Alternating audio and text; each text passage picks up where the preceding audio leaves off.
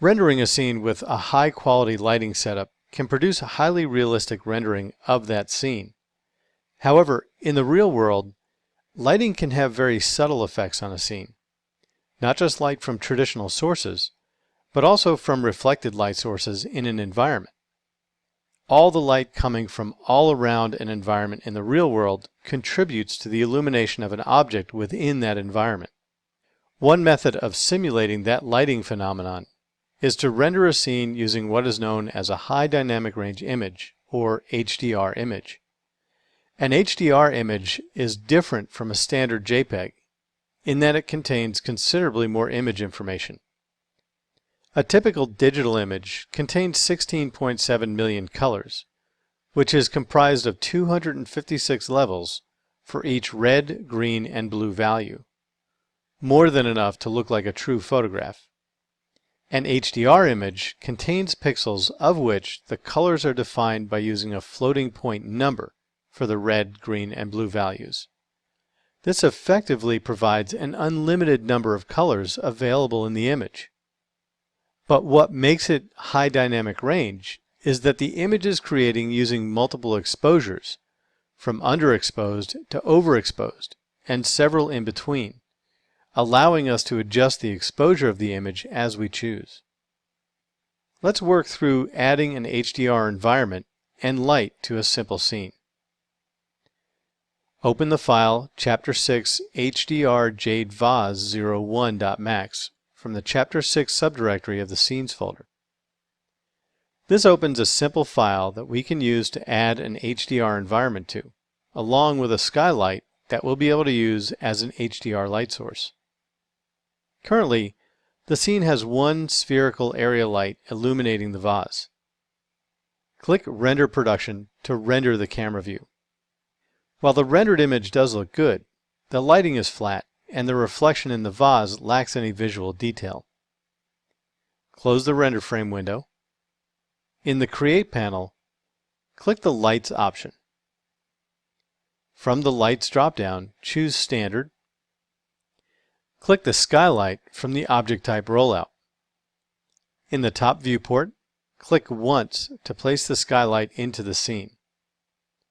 With the skylight selected, click on the Modify panel. In the Sky Parameters is where we can specify an HDR image to be used as the source for the sky color. In the Sky Color area, click on the Sky Color option. This allows us to select either a solid color or use a map and decide how much of the map is used over the selected color. In this case, the value is set to 100%, which will use only the map and none of the color value. To add a map, click on the Map button labeled None. From the Material Map browser, open the Maps Standard rollout and double-click on the bitmap selection. In the Select Bitmap Image File dialog, click once on the Studio Light HDR image file.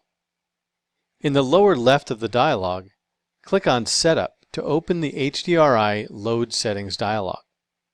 This is where we can adjust the exposure of the lighting in the HDR image. To adjust the exposure, click and drag the log value spinner up to increase the exposure value and make the image darker. Or drag the spinner down and lower the value to make the image brighter. One important thing to notice when increasing and decreasing the exposure is that different image details become visible at different exposure levels. For the lighting in this scene, set the log exposure value to -1.5.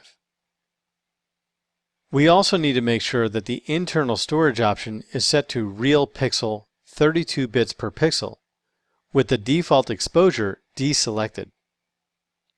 This will use the image as a floating point image within 3ds Max. Also make sure that Display Scaled Colors By is deselected. Then click OK. In the File dialog, Gamma area, change the option to the Use System's Default Gamma. Then click Open. In the top viewport, select the photometric light object to the lower right of the vase. In the Modify panel, in the Light Properties rollout, deselect the On checkbox to turn off the light. Now re-render the Camera 001 view. Once the rendering is complete, you'll notice that the lighting is much more realistic than it was before.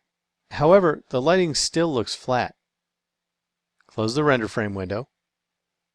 In order to fix this, open the Compact Material Editor. In any view, reselect the skylight object. Click and drag the Studio Light.hdr map from the Modify panel, Sky Color, to an open material slot. Make sure Instance is selected in the Instance Copy dialog and click OK. This will transfer the map to an available slot in the Material Editor and allow us to make changes that will be reflected in the scene. In the Coordinates rollout for the map, change the mapping option to Environment. Change the U offset value to -0.1. Go ahead and re-render the scene one more time. Now the lighting looks like it's coming from a specific light source. There is still one problem though. The vase has no reflections, causing the surface to look rather dull. In the Material Editor, there's an Environment Background Switcher map that is preset with the high-resolution version of the same map we're using for the lighting. From the Rendering menu, select Environment. You may need to move the Material Editor and the Environment dialog side by side to work with them better for this next task.